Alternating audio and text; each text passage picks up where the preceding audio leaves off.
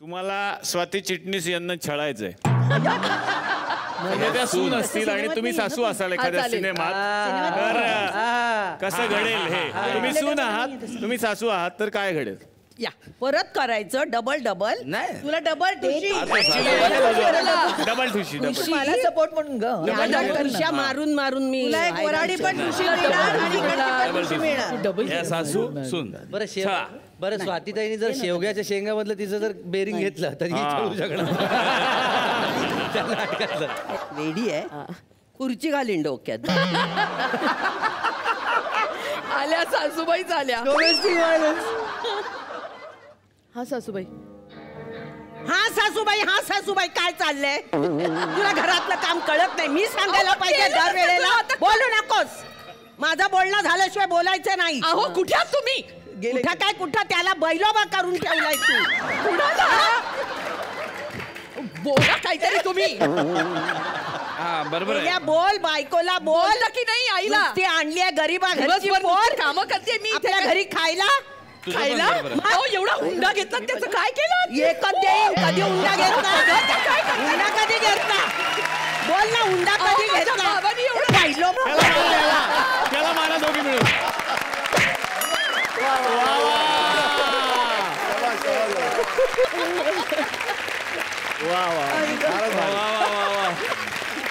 क्या बात आहे.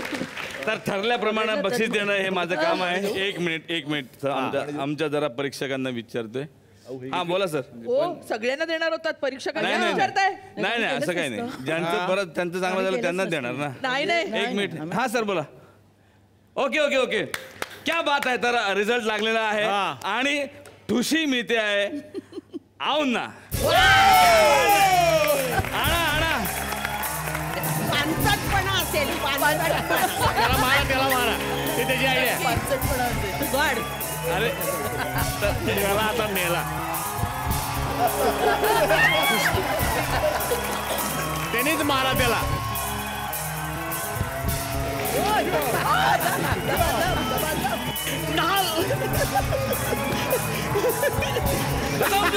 कार्यक्रम थांबलाय. बाय.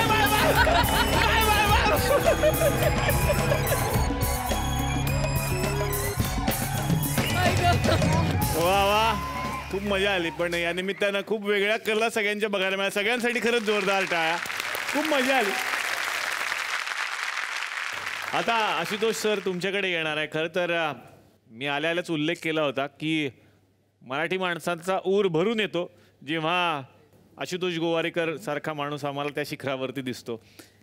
इतके सुंदर सिनेमे तुम्ही बनवलेले आहेत आणि लगान टॉप 5 मध्ये होता ऑस्करसाठी. एकदा खरंच जोरदार टाळ्या. तो क्षण अजूनही आठवतोय.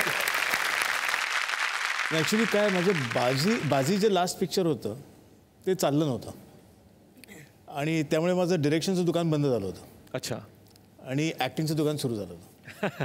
म्हणजे मी CID करत होतो, सरकारनामा करत होतो.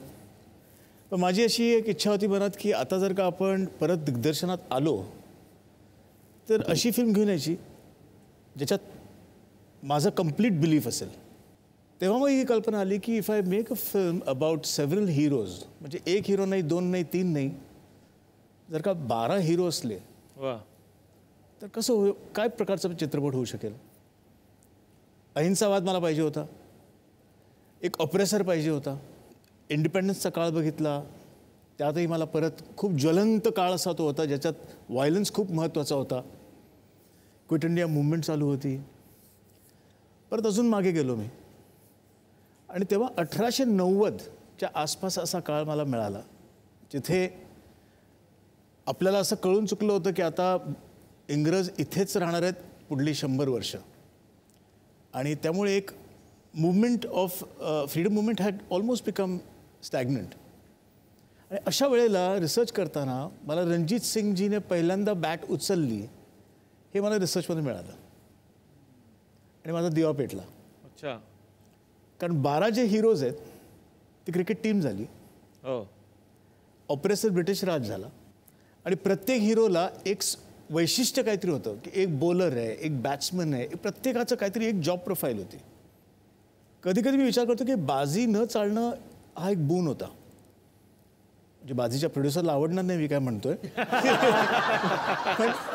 पण त्याच्यामुळे मला ही एक जी नवी जिद्द असते ना खरं ती मिळाली.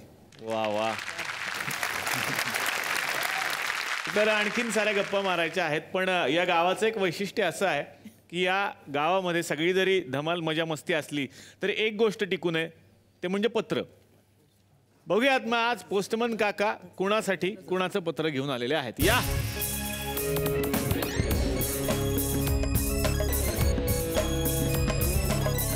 एक पत्र आलंय. अरे वा. मी वाचून दाखवतो. प्रिय नातलग, मित्र आणि इतर, 2 दिवस झाले मी ICU मध्ये व्हेंटिलेटरवर आहे. तुम्ही सगळे कालपासून मी आहे का गेलो ते बघायला चक्रा मारताय.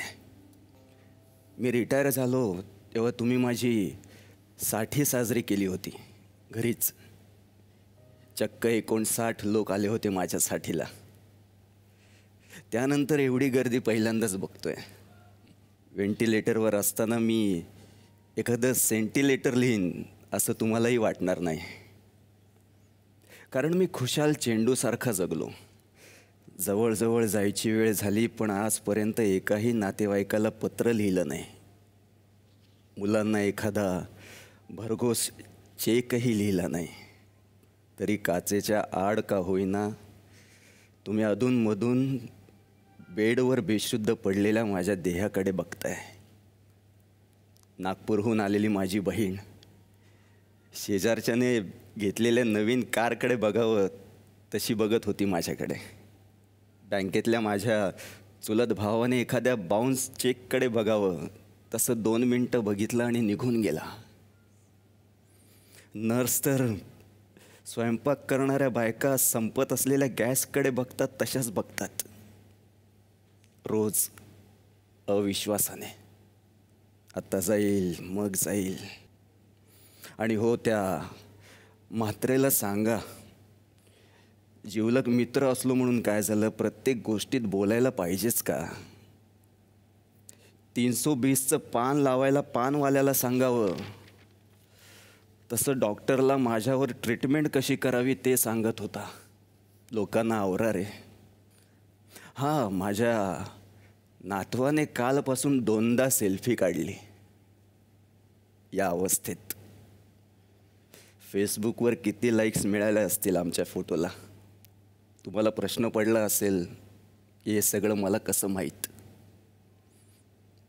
माझं लक्ष आहे रे.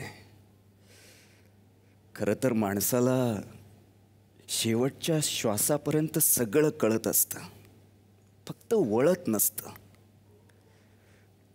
दरदरून घाम फुटला, छातीत कळ आली तरी माणूस म्हणतो जागरण जास्त झालं. खरं तर हा देवाने दिलेला मिस कॉल असतो. देवाची अपेक्षा फक्त एवढीच असते की आपण धोक्याची घंटा ऐकून परत फोन करावा आणि माफी मागावी की यापुढे शिस्तीत जगेन. पण आपण देवाच्या मिस कॉलकडे लक्ष देत नाही.